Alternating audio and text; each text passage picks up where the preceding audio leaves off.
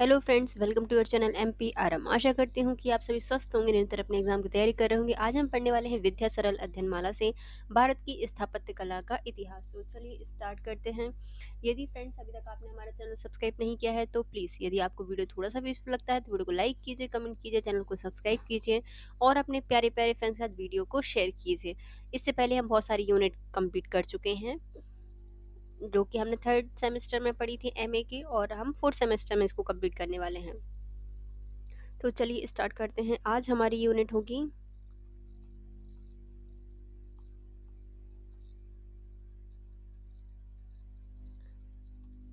20वीं, जिसमें हम 19वीं शताब्दी में भारतीय स्थापत्य कला को पढ़ेंगे। इसमें हम सार्वजनिक निर्माण विभाग, जिसमें हम एंडो शॉर्ट सैनिक शैली को कंप्लीट करने वाले हैं। तो चलिए स्टार्ट करते हैं, जिसमें हम उसके अंतर्गत स्थापत्य की भारतीय शॉर्ट सैनिक शैली का प्रकाश डालेंगे। और 19वीं सदी में भारतीय सार्वजनिक निर्माण विभाग द्वारा एंडो शॉर्ट सैनिक शैली के आधार पर निर्मित भवन स्थापत्य का वर्णन करेंगे। 19वीं सदी में भारतीय स्थापत्य की विशेषताओं का विवेचन करेंगे। 19वीं सदी के भारतीय स्थापत्य पर एक निबंध लिखेंगे और औपनिवेशिक काल, जो 19वीं सदी में पूंजीवादी शहर मुंबई के उद्भव पर नोट लिखेंगे। ब्रिटिश काल में 19वीं सदी में भारत के जो मुंबई है उसके विकास और भवनों का वर्णन कैसे हुआ है, इसका भी हम वर्णन करेंगे। इस 19वीं सदी में भारतीय स्थापत्य, सार्वजनिक निर्माण विभाग, एंडो शॉर्ट सैनिक शैली। पहला क्वेश्चन है, स्थापत्य कला की भारतीय शॉर्ट सैनिक शैली पर प्रकाश डालिए। 19वीं सदी में सार्वजनिक भवन निर्माण विभाग द्वारा एंडो शॉर्ट सैनिक शैली के आधार पर निर्मित भवन स्थापत्य का वर्णन कीजिए।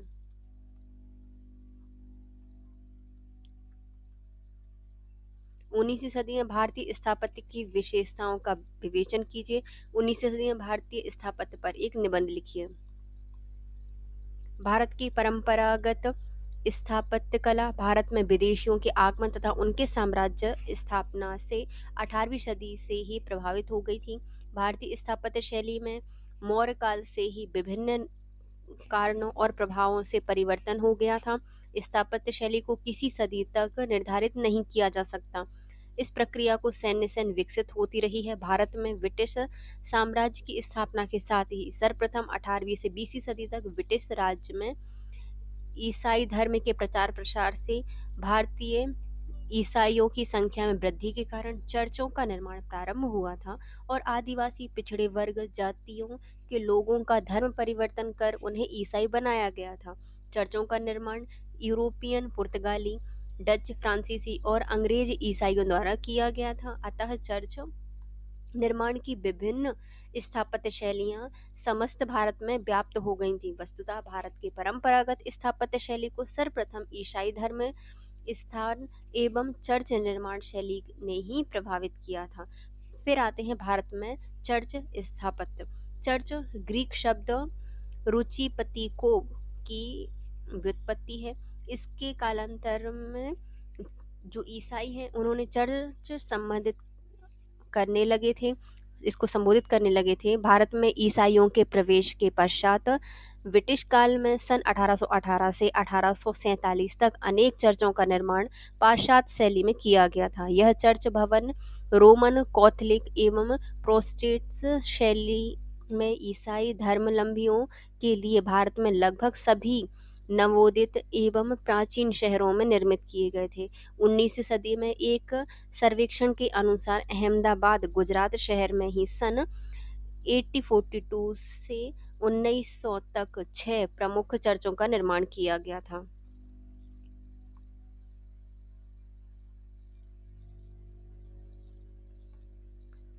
भारत में निर्मित चर्च और ईसाई आराधना एवं पूजना भवनों का स्थापत्य पाश्चात्य शैली पर आधारित होकर भी भारतीय मुस्लिम एंडो सौरसैनिक शैली से प्रभावित हुए बिना नहीं रहा।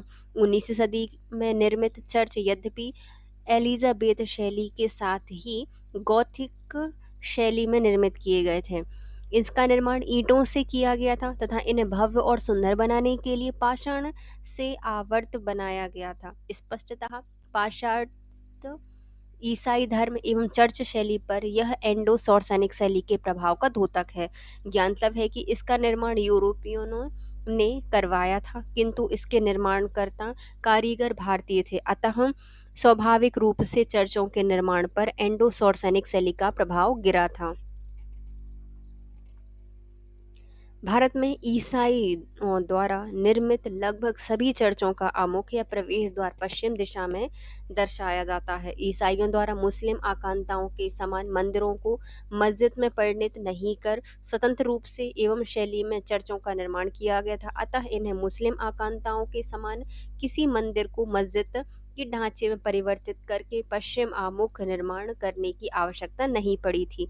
चर्च पर चार प्रकार के क्रॉस लैटिन, ग्रीक और पहिया-नुमा तथा स्क्वेलेंटन शैली में स्थापित किए गए थे। चर्च का आंतरिक भाग अष्टकोणीय हॉल भी एंडो सॉर्सेनिक शैली का प्रतीक बनाया गया था। हॉल में एक ऊंचा प्लेटफॉर्म बिशप के सरमन या धार्मिक उपदेश देने हेतु काष्ठ की रैली से आवृत किया गया था। 19वीं सदी में भारत में निर्मित चर्च पाश्चात्य एवं एंडो सॉर्सेनिक शैली में सम्मिश्रित स्थापत्य से निर्मित हैं। चर्च का प्रवेश भाग पाषाण एवं ईंटों से निर्मित विशालकाय आकृति का बनाया जाने लगा था, जिससे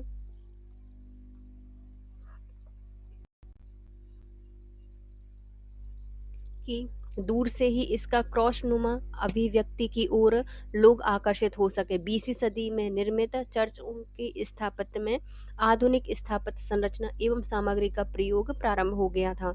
सार्वजनिक निर्माण विभाग द्वारा 19वीं सदी में भारत में निर्मित भवन स्थापत्य। भारत में ब्रिटिश इस शासन ने सार्वजनिक निर्माण विभाग की स्वतंत्र रूप से स्थापना करके शासकीय भवन, सड़क एवं पुलों के निर्माण का उत्तरदायित्व उसे दिया था। 19वीं सदी के प्रारंभ से ही इस विभाग ने निर्माण कार्य प्रारंभ कर दिए। 19वीं सदी के प्रारंभ में कतिपय अंग्रेज इंजीनियरों ने ब्रिटिश स्थापत्य शैली के आधार पर इमारतें और गिरजाघरों का निर्माण कराया था। कलकत्ता का सेंट जॉन गिरजाघर बनाया तथा सन 1802 में कलकत्ता का गवर्नमेंट हाउस, इंग्लैंड स्थित कैडल्टन सन हॉल कैडल्टन हॉल के नमूने से निर्मित किया गया था, किंतु कलकत्ता तथा अन्य नगरों में शासकीय भवनों, न्यायालय, सड़कों और सेतुओं के निर्माण कार्यों में ब्रिटिश शासन द्वारा स्थापित सार्वजनिक निर्माण विभाग पीडब्ल्यूडी की स्थापना के पश्चात ही 19वीं सदी में भारतीय स्थापत्य का आकार उभरा था। भारत में नए नमूने के भवन प्रारंभ में भारतीयों की स्थापत्य के प्रभाव के द्योतक थे। कलकत्ता, मद्रास और चेन्नई, दिल्ली आदि नगरों में निर्मित भवनों के अग्रिम भाग में उद्यान की योजना सहित इमारत के बरामदे, प्रमुख भवन स्तंभों की स्थापत्य कला में भारतीय स्थापत्य का प्रभाव दृष्टिगोचर होता है। सन 1858 के पश्चात साम्राज्ञी विक्टोरिया के भारत में शासनकाल के समय पश्चिमी पाश्चात्य कला, विक्टोरिया शैली के भवनों का निर्माण सार्वजनिक निर्माण विभाग के अंतर्गत ही किया गया था। 19वीं सदी में भारतीय स्थापत्य पर नवीन अभ्युत्थान एवं पुनर्जागरण का प्रभाव। भारतीय इतिहास में 19वीं सदी की प्रमुख विशेषता नव अभ्युत्थान एवं पुनर्जागरण है। पुनर्जागरण की इस प्रक्रिया में 19वीं सदी की स्थापत्य भी प्रभावित होने लगी थी। 19वीं सदी के पुनर्जागरण की धारा में भारतीय स्थापत्य से प्रभावित अंग्रेज अधिकारियों ने पाश्चात्य, ब्रिटिश, विक्टोरियन स्थापत्य शैली के स्थान पर भारतीय एवं यूरोपियन स्थापत्य शैली का समन्वय कर भवनों का निर्माण प्रारंभ किया था। इन अंग्रेज अधिकारियों में मथुरा के कलेक्टर ऑफ एस गाउज अग्रणी रहे हैं। मथुरा प्राचीन काल से ही भारतीय स्थापत्य का प्रमुख केंद्र रहा है। गाउज महोदय परंपरागत भारतीय स्थापत्य कला से प्रभावित थे, अतः इन्होंने पाश्चात्य स्थापत्य के साथ भारतीय स्थापत्य के सम्मिश्रण की पहल की थी। राजपूताना स्थित अंग्रेज अधिकारी स्वेटन जेकब ने राजपूताना स्थित जयपुर, बीकानेर और जैसलमेर की भवन स्थापत्य शैली का गहन अध्ययन किया है। इस अध्ययन के आधार पर ही इन्होंने 19वीं सदी में नवीन पाश्चात्य शैली के साथ प्राचीन परंपरागत भारतीय शैली का सम्मिश्रण कई आकर्षक और सुंदर भवनों का राजपूताना क्षेत्र में निर्माण कराया है। कालांतर में कर्नल टॉड ने राजपुताने के दुर्गम क्षेत्र एवं प्रत्येक राजपूत रियासत के मुख्यालय स्थित स्थापत्य का सर्वेक्षण करके राजपुताने के इतिहास में इसे सम्मिलित किया था। पंजाब के सरदार राम सिंह ने नवीन स्थापत्य में भारतीय विशेषताओं को सम्मिलित करके 19वीं सदी के स्थापत्य की संरचना एवं रूप प्रस्तुत किया। इसी श्रृंखला में उत्तर प्रदेश के अंग्रेज प्रशासक F.C.R. टेल ने उस क्षेत्र के नगरों में पाश्चात्य एवं पूर्वी स्थापत्य के सम्मिश्रण के आधार पर भवनों का निर्माण कराया। बंगाल में भारतीय स्थापत्य कला के अनन्य प्रशंसक E.V. हावेल के पश्चात एवं भारतीय स्थापत्य कला को दृष्टिगत रखकर भारतीय स्थापत्य मूर्ति एवं चित्रकला पर प्रसिद्ध पुस्तक का लेखन कर स्थापत्य कला को भविष्य में निर्माण हेतु प्रेरित किया था। हावेल ब्रिटिश शासन द्वारा वास्तुकार नियुक्त किए गए थे। 19वीं सदी में कलकत्ता में निर्मित भवन स्थापत्य हावेल के लेखन से प्रेरणा प्राप्त करके बनाए गए थे। 19वीं सदी से ही मुंबई में जो जी विटेड ने गेटवे ऑफ इंडिया तथा प्रिंस ऑफ वेल्स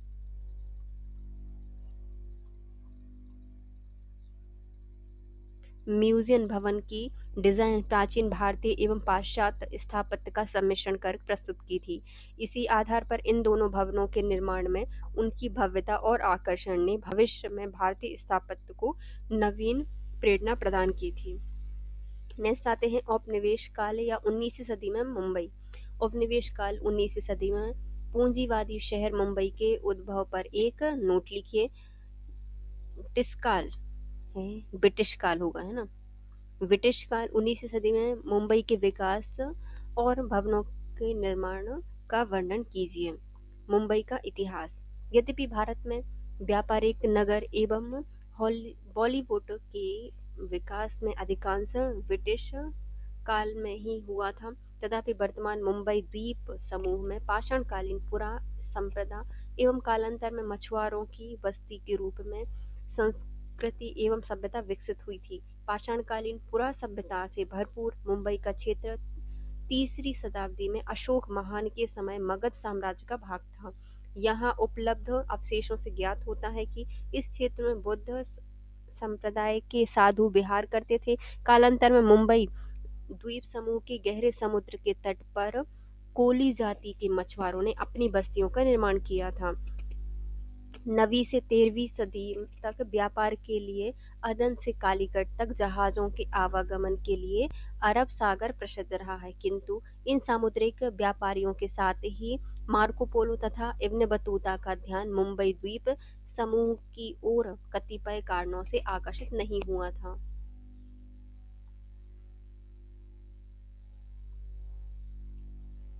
अतः इस युग के इतिहास में इन यात्रियों द्वारा मुंबई का कोई उल्लेख नहीं किया गया है। 13वीं सदी तक मुंबई द्वीप समूह पर सिल्हार वंशीय राजाओं का अधिकार रहा है। सिल्हार वंशीय राजाओं का अधिकार रहा है। मुंबई द्वीप समूह में प्राचीनतम पुरातत्वीय एलिफेंटा गुहा वल्केश्वर मंदिर क्षेत्र का निर्माण 13वीं सदी में सिल्हार वंश के राजाओं के समय किया गया था। सिल्हार नरेश भीमदेव ने महिकावती वर्तमान में महिम या प्रभा देवी की अपनी राजधानी बताया था। संभवतः इसी ही आगे वाली सदी में मुंबई के व्यापारिक एवं कृषि क्षेत्र का विस्तार कर दिया गया। सन 1343 में मुंबई द्वीप समूह पर गुजरात के सुल्तानों का अधिकार स्थापित हो गया। इसी समय महिम में एक मस्जिद का निर्माण कराया गया था। इस काल के पूर्व मुंबई में कोली समाज के मछुआरों ने पाषाण देवी मुंबा देवी की पूजा प्रारंभ किया था। इसी कारण से वर्तमान मुंबई जो मुंबई के नाम से ही प्रसिद्ध हुई। जो बम्बई है उसका नाम किसकी मुंबा देवी के नाम पर मुंबई रखा गया। सन 1508 में फ्रांसीसी जहाजी बेड़ा अमेड़ा मुंबई की खाड़ी में प्रवेश कर गया और फ्रांसीसियों ने इसको बॉम्बाहिए वाहिए या गुडवे कहकर विख्यात किया था। गुजरात का सुल्तान फ्रांसीसियों की सामुद्रिक शक्ति एवं जहाजों द्वारा तोपों की मार से भयभीत होकर सन 1534 में पुर्तगाल द्वीप समूह की ओर पलायन कर गया।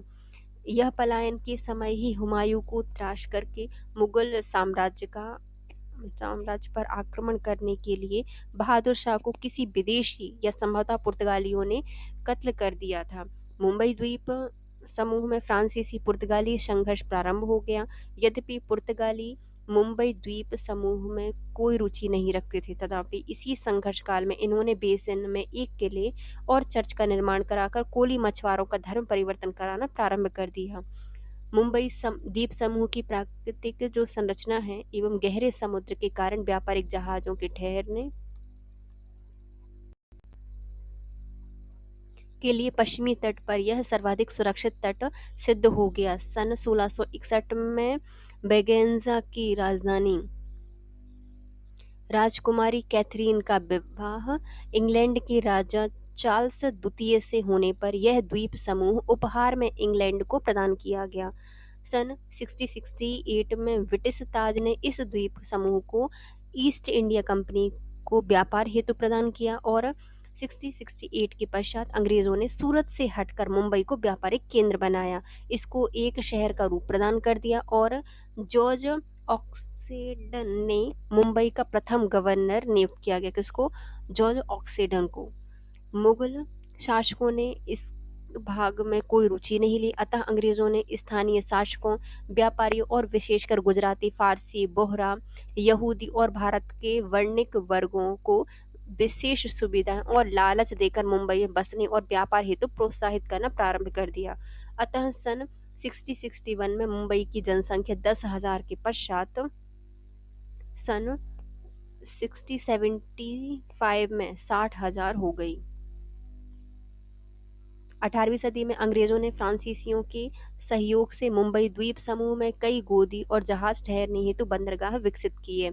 सन 1870 में मराठाओं पर विजय प्राप्त कर निर्विरोध मुंबई में मेरीन इंजीनियरिंग संरचनाएं निर्मित करना प्रारंभ कर दी। परिणाम स्वरूप मुंबई द्वीप समूह सामुद्रिक व्यापार हेतु ब्रिटिश केंद्र बन गया और 1853 में थाना और मुंबई के मध्य 35 किलोमीटर रेल लाइन के निर्माण से मुंबई का विकास तीव्र गति से होने लगा। सन 1854 में यहाँ पर प्रथम सूत मिल प्रारंभ कर दी गई और कपड़े का उत्पादन प्रारंभ हो गया। इसके साथ ही अन्य उद्योगों के विकास के साथ ही मुंबई मराठावाड़ा के विभिन्न भागों में मराठी वासी लोगों का आवागमन मुंबई में होने लगा। शहर का आकार बढ़ने लगा और अंग्रेजों का स्वप्न साकार होकर मुंबई उनकी शक्तियों का एक प्रमुख केंद्र बन गया। ब्रिटिश ताज के अधीन मुंबई सन 1857 के प्रथम भारतीय स्वतंत्रता संग्राम से ईस्ट इंडिया कंपनी की प्रशासनिक अव्यवस्था के कारण भारत में ब्रिटिश ताज का साम्राज्य प्रभावित हो गया। अमेरिकी स्वतंत्रता संग्राम 1861 में तथा स्वेज नहर के निर्माण प्रारंभ से 1869 में मुंबई का महत्व निर्यात के रूप में अत्यधिक हो गया। रेलवे लाइन के विस्तार से भारतीय उप महाद्वीप में विभिन्न भागों से निर्मित एवं कच्चे माल का अधिकांश निर्यात मुंबई से होने लगा। व्यापार एवं व्यवसाय का प्रमुख केंद्र मुंबई तेजी से विकसित होने लगा। इसके साथ ही विभिन्न गवर्नरों के अंतर्गत मुंबई में कई भवनों का आयोजनबद्ध निर्माण प्रारंभ हो गया। मुंबई उद्योग नगरी ही नहीं बल्कि एक धनाढ्य शहर बन गया। मुंबई में मील के पत्थर के रूप में flora fountain Victoria terminal station भवन का निर्माण किया गया, इसी काल में प्रारंभ हुआ। जनसंख्या वृद्धि एवं व्यापारिक एवं निर्यात के केंद्र के रूप में मुंबई महानगरी का रूप धारण करने लगी। 19वीं सदी के अंतिम दशकों में इंपीरियल बॉम्बे शहर का स्वरूप लगातार परिवर्तित होने लगा और जल प्रदाय प्रणालियां झीलों के निर्माण के साथ ही हैंगिंग गार्डन के रूप ग्रहण करने लगे और सन 1872 में मुंबई नगर निगम की स्थापना हुई, साथ ही मुंबई का विस्तार होने लगा। किंतु 1890 में प्लेग की महामारी के कारण मुंबई का विकास थम गया, जिससे निजात पाने के पश्चात पुनः मुंबई नगरी ऐश्वर्य और शक्ति के केंद्र के रूप में उभरने लगी। यह क्रम 20वीं सदी के प्रारंभ तक चलता रहा। देश के विभिन्न भागों बिहार, बंगाल, मद्रास, उत्तरी भारत के लोग लगातार मुंबई आकर रोजगार और व्यापार करने लगे। यह क्रम आज भी निरंतर चल रहा है। इसी के कारण मुंबई के विभिन्न भागों में कई उपनगर स्थापित हो गए। 20वीं सदी में मुंबई का विकास एवं विस्तार हुआ। इंपीरियल शहर मुंबई में 20वीं सदी का प्रारंभ gateway of India, general post office और टाउन हॉल वर्तमान में एशियाटिक सोसाइटी भवन के निर्माण के साथ ही मुंबई का ऊपरी उपनगर विकसित हो गया।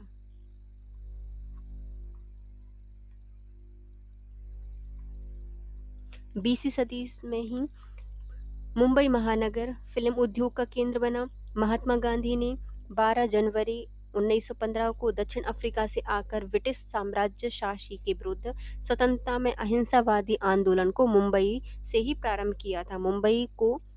बम्बई को मुंबई नाम से वर्तमान में जाना जाता है।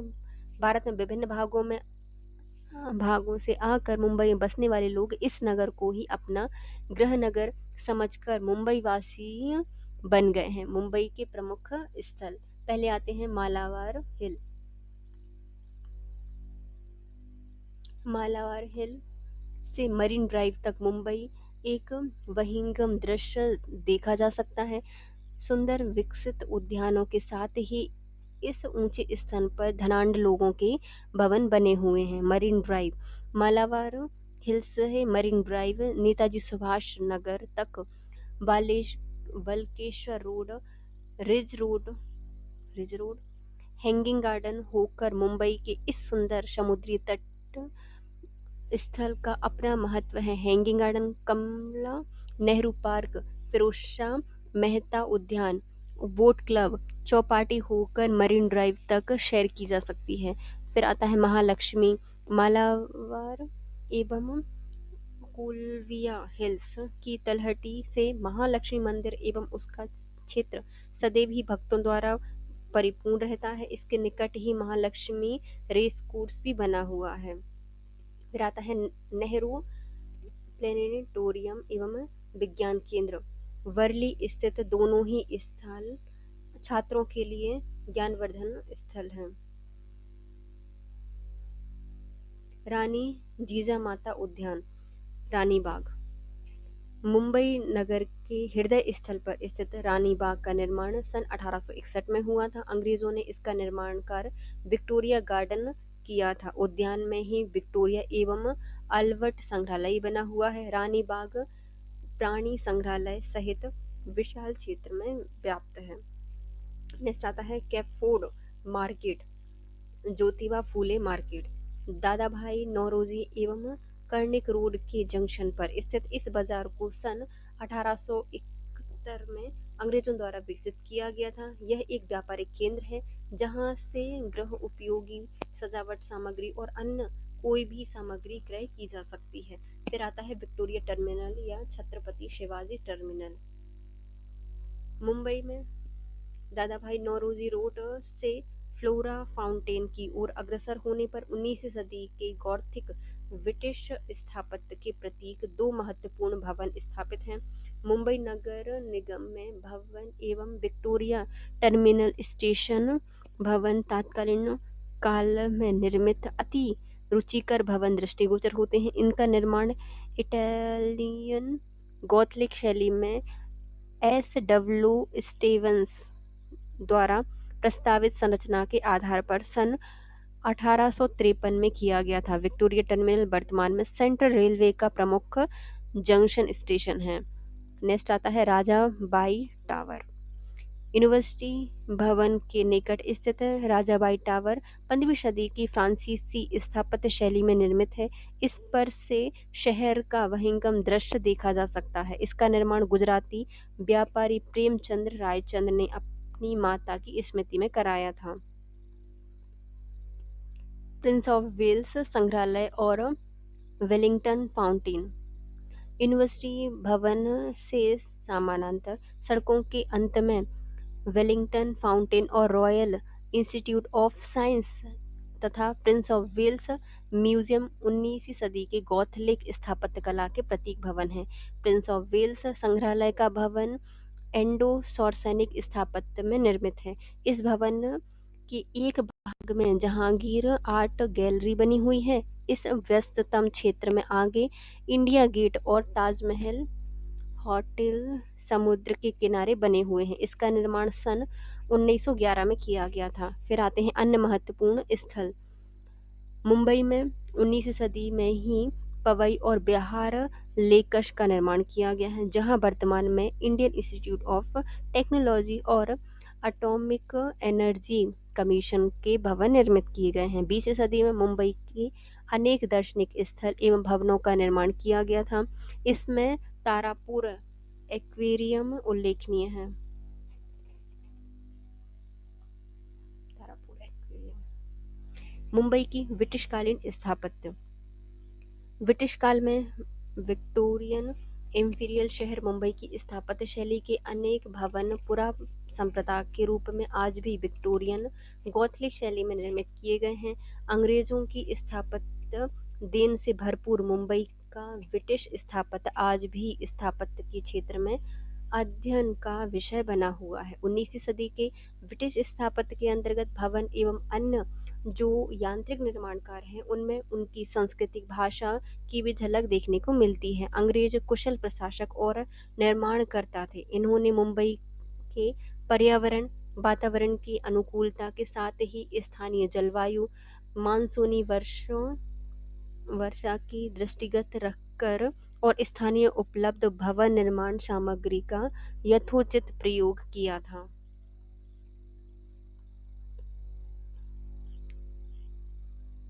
यूरोपियन शैली में टॉपिकल भाग में इनके निर्माण भवन स्थापत्य विक्टोरिया काल की एक पुरा संप्रदाय के रूप में स्थायी बन गए थे। भारत में अंग्रेजों द्वारा निर्मित भवन के विपरीत मुंबई स्थित भवन स्थापत्य कला विशेष महत्व रखती है।